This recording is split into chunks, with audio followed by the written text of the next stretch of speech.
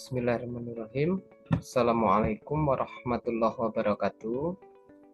Baik, nama saya Edi Kurniawan SPD MSI, peserta Latsar dari Kemendikbudristek, ya, yang diampu oleh Kementerian Perhubungan, golongan 3.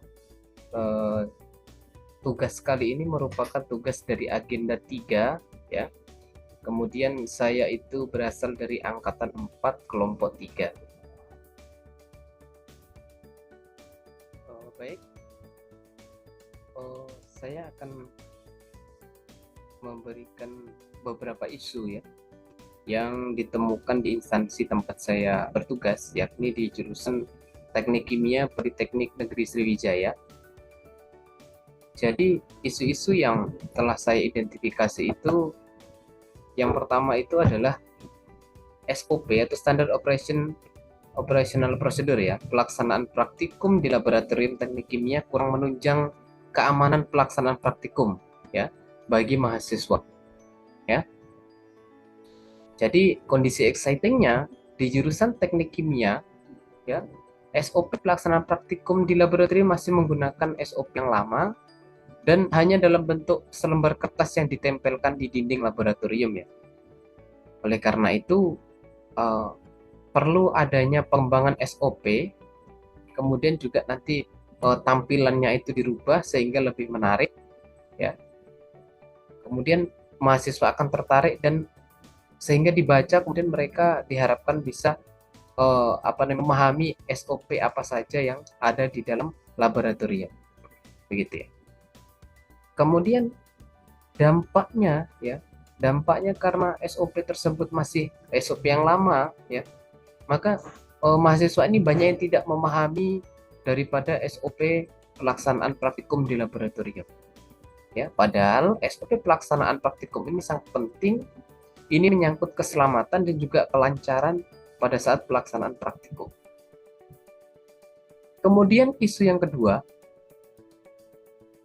yaitu menurunnya etika berkomunikasi mahasiswa, ya, dan sikap atau etika dengan dosen dalam proses belajar mengajar.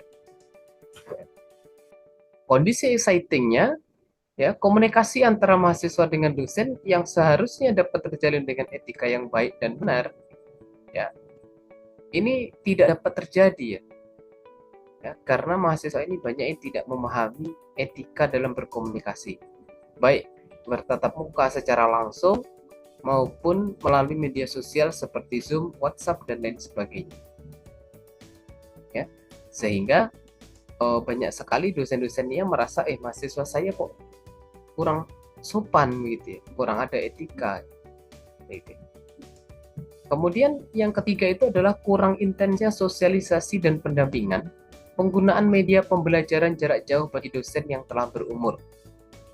Jadi beberapa tahun terakhir ini kita dilanda wabah COVID-19 dan membuat proses belajar mengajar itu dilaksanakan secara daring, ya, online dengan menggunakan banyak media seperti Google Classroom, kemudian Google Meet, setelah itu Zoom, ya. Kemudian kalau di Politeknik Negeri Sriwijaya itu biasanya menggunakan LMS, ya, Learning Management System, yang dimana keseluruhan penggunaannya itu membutuhkan sosialisasi dan pendampingan, ya, khusus bagi dosen-dosen yang telah berumur, ya, karena mereka pasti akan kesulitan. Jadi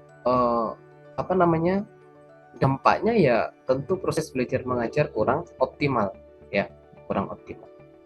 Oke, kemudian saya akan menjelaskan tentang analisis tapisan isu yang saya gunakan, yakni menggunakan teknik APKL, aktual, problematik, kehalayakan, dan layak, ya, L-nya.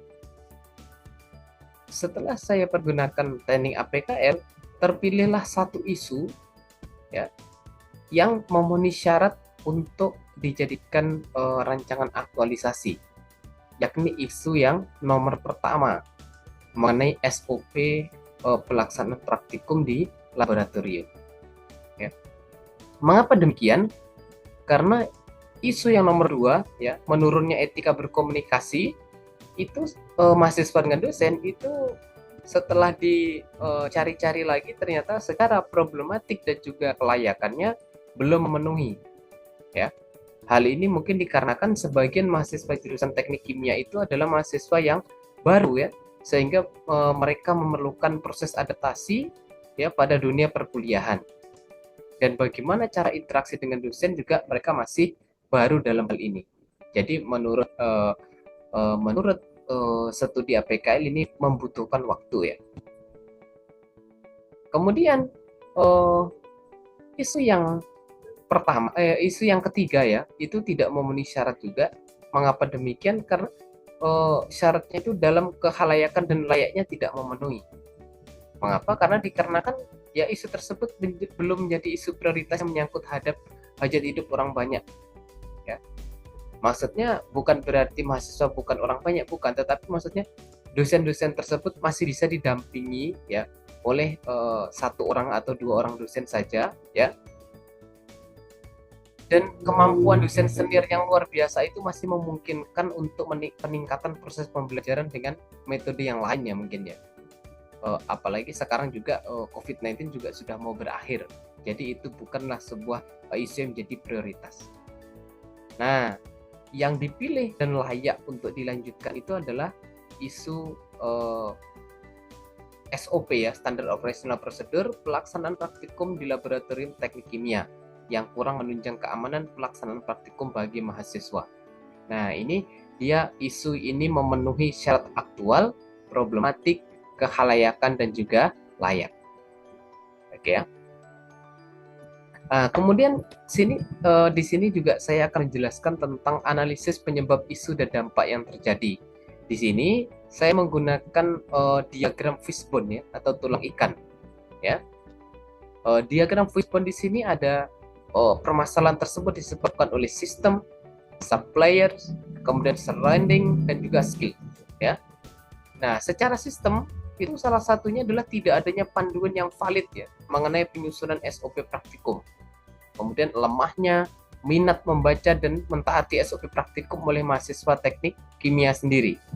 Nah, untuk suppliers tidak ada panduan yang valid, betul, ya, sama, ya, dengan sistem tadi, ya di suppliersnya mengenai penyusunan SOP praktikum. Kemudian terbatasnya dukungan sumber daya dalam penyusunan SOP praktikum di jurusan. Dan yang ketiga, belum adanya evaluasi mengenai SOP praktikum. Oke, kemudian masalah skill, ya, minimnya kegiatan workshop atau pelatihan yang berkaitan dengan SOP praktikum di laboratorium. Ini juga menjadi masalah. Kemudian kurang menariknya tampilan SOP praktikum. Surroundingnya adalah balik lagi ke beban kerja dosen yang banyak, ya, sehingga waktu untuk pengembangan SOP juga terkendala. Nah, dari sekian banyak masalah tersebutlah perlu dilaksanakannya pengembangan SOP, pelaksanaan praktikum di laboratorium teknik kimia, ya, karena SOP yang lama itu kurang menunjang keamanan pelaksanaan praktikum bagi mahasiswa. Oke. Setelah itu, gagasan kreatif, ya. Gagasan kreatif yang bisa saya utarakan, ya, saya sampaikan di sini. Yang pertama mungkin adalah mengadakan FGD, ya, Forum Discussion Group, ya, atau Forum Group Discussion, ya, dengan kepala laboratorium, ya, nanti bisa dengan Pak Adi atau dengan Pak Ibnu, untuk mencari SOP yang terbaik, ya. Bagaimana sebenarnya SOP yang baik, apa saja runutannya, setelah itu bagaimana tampilannya, apa harus dibuat bagaimana sehingga SOP tersebut mau menarik minat baca dari mahasiswa dan menarik minat untuk mentaati, ya. Jadi mahasiswa itu mau membaca, mau mentaati SOP tersebut. Kemudian yang kedua, melakukan survei terhadap kebutuhan fasilitas dan pendapat mahasiswa terkait dengan SOP yang sudah ada. Nah, jadi nanti bisa kita lakukan survei apakah mengapa fasilitas dan juga SOP yang sudah ada itu bagaimana sih sebenarnya menurut mereka, apakah perlu pembaruan atau tidak. Yang ketiga, mengumpulkan referensi terkait SOP pelaksanaan praktikum di laboratorium. Yang keempat, melakukan identifikasi terkait SOP yang sudah ada, ya. 5 adalah mengembangkan SOP pelaksanaan praktikum yang terbaru berdasarkan hasil analisis kegiatan sebelumnya. Yang keenam, melakukan validasi SOP kepada pihak yang kompeten di bidangnya. Di sini biasanya adalah ketua jurusan, kemudian dan ketua laboratorium. Nah, ketujuh, baru kita melaksanakan implementasi SOP ya pada proses pelaksanaan praktikum di laboratorium, dan salah satu implementasinya itu nanti akan dibuatkan dirubah tampilannya dari selembar kertas yang ditempelkan di dinding. Nanti saya ada mengusulkan untuk membuat SOP dalam bentuk banner yang bisa standing banner ya, dia berdiri, bisa ditaruh di depan, diletakkan di depan pintu laboratorium, sehingga nanti mahasiswa keluar masuk itu mereka membaca itu SOP tentang proses pelaksanaan praktikum di laboratorium. Nah, terkait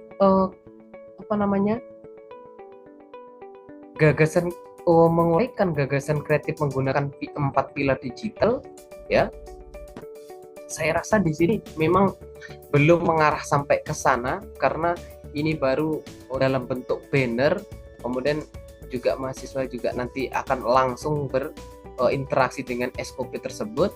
Tetapi kaitan dengan 4 pilar digital mungkin bisa jadi nanti bannernya tersebut bisa dipoto, kemudian nanti di-sharing ya, disaringkan ke mahasiswa prodi kimia ya, baik melalui Instagram ya, Instagram jurusan, maupun melalui grup-grup WhatsApp, sehingga mereka juga bisa memahami dan membaca SOP tersebut sebelum mereka melaksanakan praktikum di laboratorium ya. Jadi di sana nanti ada skill ya, skill digitalnya juga masuk ya. Kemudian nanti di sana juga faktor keamanan juga, SOP ini juga umum dan disetujui oleh kepala laboratorium. Jadi secara keamanan digital ini sudah dijamin ya. Jadi tidak ada pihak-pihak yang komplain mengapa SOP ini diterbitkan. Baik, mungkin itu saja tugas dari saya. Ada kurang lebihnya saya mohon maaf. Wassalamualaikum warahmatullahi wabarakatuh.